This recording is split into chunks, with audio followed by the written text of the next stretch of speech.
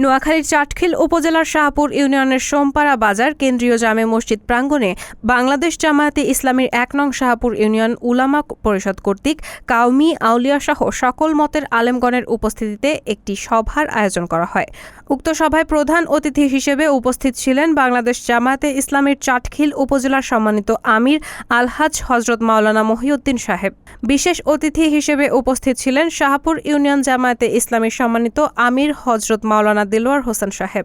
সোমপাড়া মাদ্রাসায় আবু হুরায়রা সম্মানিত মুহতামিম হজরত মাওলানা মোবারক করিম সাহেব। করেটখিল রহমানিয়া মাদ্রাসার সম্মানিত মুহতামিম হজরত মাওলানা হারুনুর রশিদ সাহেব। খোয়াজের ভিটি ফাজিল মাদ্রাসার সম্মানিত ওস্তাদ হজরত মাওলানা নুরুল হুদা সাহেব। ১ নং শাহপুর ইউনিয়ন উলামা বিভাগের সেক্রেটারি হজরত মাওলানা রহমত উল্লাহ রাশেদ সাহেব। এছাড়া এ সময় সভাপতিত্ব করেন শাহপুর ইউনিয়ন উলামা পরিষদের সম্মানিত সভাপতি হজরত মাওলানা নুরুন নবী সাহেব।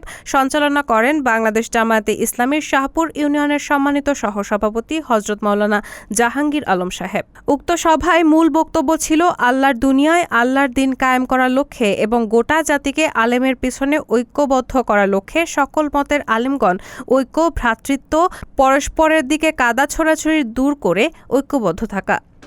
বাংলাদেশ জামায়াতে ইসলামীর কেন্দ্রীয় আমির শফিকুর রহমানের নির্দেশনায় চাটখিল উপজেলা ও শাহপুর ইউনিয়ন জামায়াতে ইসলামীর উদ্যোগে উক্ত সভার সিদ্ধান্ত গ্রহণ করা হয়। এ সময় সকল মতের আলেমগণ তাদের মতামত প্রকাশ করেন। সকলে একে অন্যের কাঁধে কাঁধ মিলিয়ে চলবে বলে জানান। সভা শুরু হয় হজরত মাওলানা রফিকুল ইসলামের কুরআন তেলাওয়াত দিয়ে এবং সভা শেষে গোটা জাতি ও কোটা আন্দোলনের সকল শহীদদের আত্মার মাগফিরাত কামনায় দোয়া করেছেন মাওলানা মোবারক করিম সাহেব। রাহানা মুন, সবার কথা।